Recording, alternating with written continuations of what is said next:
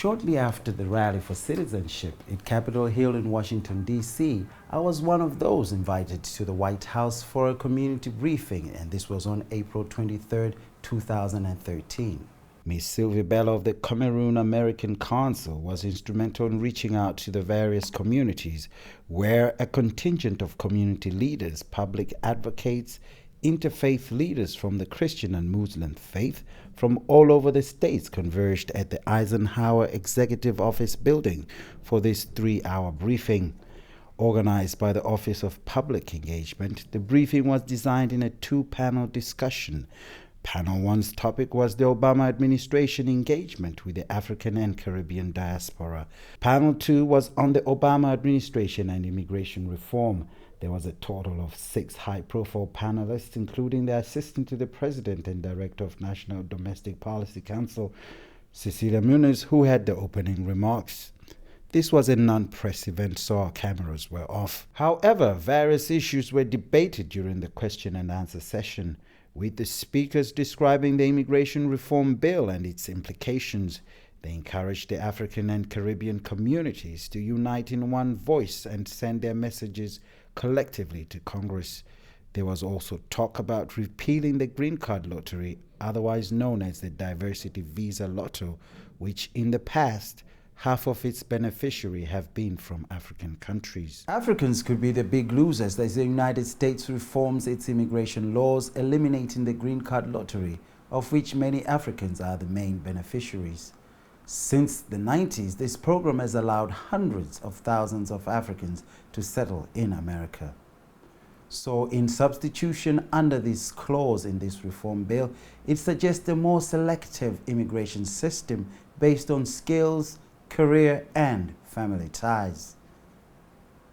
We spoke to a few beneficiaries and supporters of this DV Lotto outside the White House and DC area, and this is what they had to say. I came here years ago through that program, and that has benefited me, benefited my family, and as a result of that, I'm able to do more, donating back to the community, having events and shows, and employing individuals as well. We know we are trying to tell President Obama that it's imperative that during the immigration reform that they think about keeping the DV lottery and not canceling it.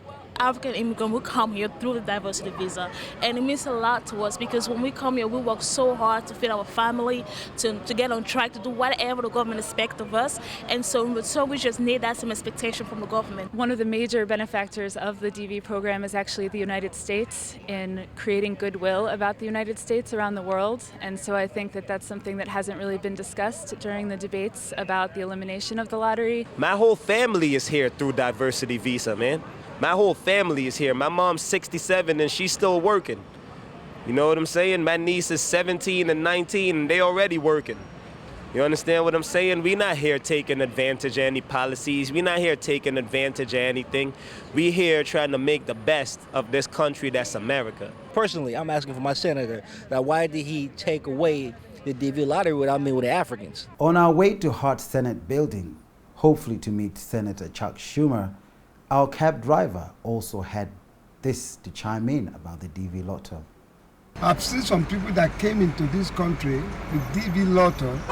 They left a good job back home, thinking that when they get to America, they're going to give them a house, a job, and everything like that.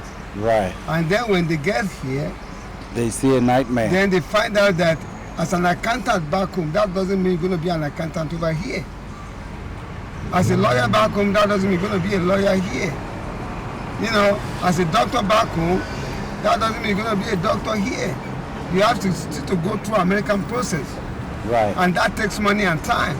We just came back from the rally at the White House, so right now we want to give a pledge form for Chuck Schumer to fill out. He says he's for Africans. He has 500,000 Africans in New York City. We want to find out from him, so many other state and local elected officials have signed the pledge saying that they support the diversity visa, including Congresswoman Corinne Brown, and I have the form right here, as well as the Philadelphia City Council. So we want to find out from the senator, what is he going to do for the New Yorkers, the hair braiders up and down Fulton Street in Harlem, the cab drivers, the doctors, the African students, and yeah, that's what we want to find out. The bill, the immigration bill right now is right here in the Senate, in the full Senate, and he is part of the Gang of Eight. It's a very, very, very, very simple pledge, and all it says is that I, hopefully Chuck Schumer will fill it out, I, Chuck Schumer, pledge to the African immigrant community of New York, in the African immigrant community of New York and the immigrant community throughout the United States to support the protection of diversity visa in the National Comprehensive Immigration Reform Bill, and will vote against any and all efforts to cut the provisions out of the bill being proposed by the House or the Senate. Why is he sitting on this? Marco Rubio, Senator Marco Rubio out of Florida, was part of the Gang of Eight, is backing away from the coalition that they built within the Gang of Eight. So if Marco Rubio is going back on his statement about the diversity visa and not about the diversity visa, but going back on his statement about immigration reform, why is Senator Chuck Schumer not reinstating the diversity visa? Okay, so we're going to go inside his office.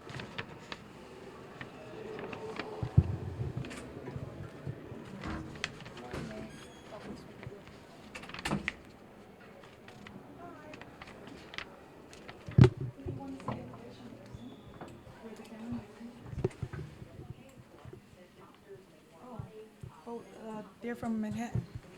Yeah, but we don't allow, I'm sorry. It's just... Okay, so can we then, because you know what, we've come here many times, Dominic has been here, we have Yeah, I remember you. Yes, you do. No one has ever called us back. So that's why we're here again, saying that why is Chuck, we rallied outside of your office in New York. The senator has never met with us. No one from your office has ever called us. We've been here 15 times. It's unfair. So we want to see somebody who came all the way from New York and New Jersey and all around the country to see the senator. So we want to see the senator, or we want to see his chief of staff or the immigration person. This is completely unfair. You've been, like you said, you've met with us 15 times. We've been here, called, sent out emails. So we want to meet with somebody right this minute. Okay. I understand your frustration. Excuse me, it is policy that in every office that we do not allow cameras in the front office. If you don't mind just turning that off. Okay. So, Okay. so we're waiting. We can't use the cameras, so we're good to shut them off. Senator Schumer's Foreign Affairs and National Security staffer John Jones later agreed to meet with us, and during the brief meeting accepted the petition, promising to deliver it to the senator. So please stay tuned for part 3 of the immigration update. This time we're going to go straight into the community, where we're going to meet some ladies from Africa who are the hair braiders. We're also going to meet some cab drivers and also speak to some supporters of this DV Lotto program. It needs to be reevaluated properly. Why? Because there's no reason to stop the lottery. Don't take it away. No. Don't take it away. You must understand the difference it makes. And what is at stake if you take it away? Have you compared contribution from the shoulders you built on us?